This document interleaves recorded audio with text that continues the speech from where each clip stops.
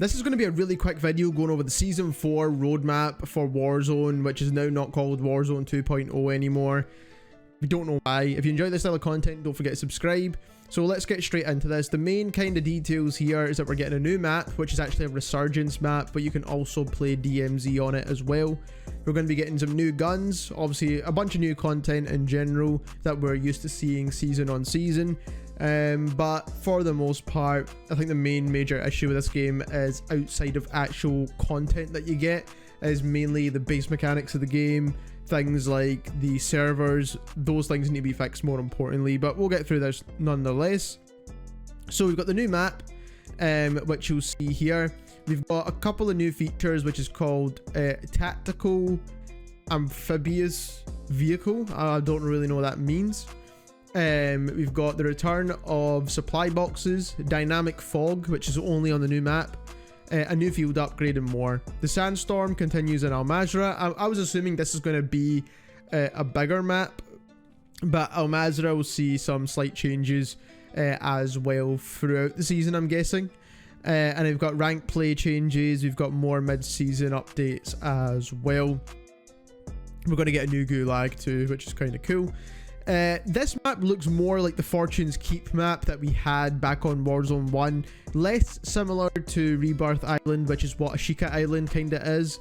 This one's more similar to the Fortune's Keep kind of style of maps with the large building areas. So we've kind of got two maps, hopefully in rotation, not instead of the other, hopefully. But in general, it looks decent. We'll probably see some more images, right? So as you can see here, we've got a train station section. Overall, the map itself, map design in this game is not a problem. So I'd imagine the map is pretty decent anyway. We've got a new limited time mode, which is called Lockdown. I don't know what this is going to be, but we'll probably see it here. Brand new mode inspired by the multiplayer mode Hardpoint. Lockdown will task multiple squads or multiple quads at capturing and holding zones around the map rather than being the last squad standing. This is quite a cool thing. This is quite a cool idea actually. I hope they keep this in. This should not be a limited time mode. This should be a constant mode adding to the number of modes. Resurgence modes are set to receive a new dynamic timer feature as part of the general plan with aspirations for all online modes.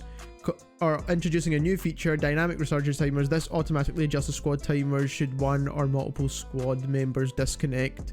Should those squad members rejoin, the resurgence timers revert back to their normal countdowns. However, in general, dynamic resurgence timers should be an equalizer for squads. So the timer will be different depending on how many players you've got in a squad. Cool, that makes sense. The new map will have DMZ on it essentially, so that's kind of cool. And a new fog system, which I'm not really too sure what that means, but you can see a kind of image of that here. We're getting a new vehicle here, which is kind of cool. I guess you can fit quite a lot of people on this. So that's kind of cool. I mean, it's not really going to change too much in the way of gameplay. We've got supply boxes coming to Assault of Vondel event unlock. I don't know what that means, but I suppose that's the new events for the new season. The next thing we have is a reinforcement flare, which is basically a redeploy, instant redeploy for one of your teammates to get back straight into the game. This is kind of a cool addition. Again, a lot of new content, a lot of new additions are all really good, but they're just not fixing the core mechanics of the game, which is important. So I mean, we'll need to wait and see for that one. But basically you shoot this, it'll bring back one of your teammates, but you don't get to pick which one it is, so that's kind of cool. New public event, which is high stakes. I'm not too sure if this is on the new map or maybe on all maps, but we'll need to see. Basically, when it starts, several loadout size crates will drop from the sky. Capturing them grants double weapon and player XP. That's quite cool. A good addition. Taxi cabs on the canals. That again, kind of cool, but that's just a in-game event. But I think there should be in every map that has water on it to get from point A to point B. Going to be getting a new gulag. Ideal, looks very similar to the toilets or whatever you want to call them, the showers, gulag showers or whatever from Warzone 1. So people will like this because it does look almost identical. New multiplayer maps, so they all look kind of cool. I mean, again, multiplayer is not really my focus too much, so you can quickly skim through that. I'll leave a link to these patch notes or whatever down in the description below. So we're getting 4 new weapons. We've got the Razorback, which is an assault rifle, bullpup design. I think they're liking the bullpup designs right now, especially like the Cronin Squall and things like that. So again, we'll see how that turns out. It looks like it's more of a kind of smooth, controllable recoil weapon. Then we've got the ISO, which is, again, it was in Warzone 1. So again, they're just bringing that back, essentially. A lot of similar SMGs to this already, but it'll probably be meta for a short time anyway. We're getting some Tafona melee weapons.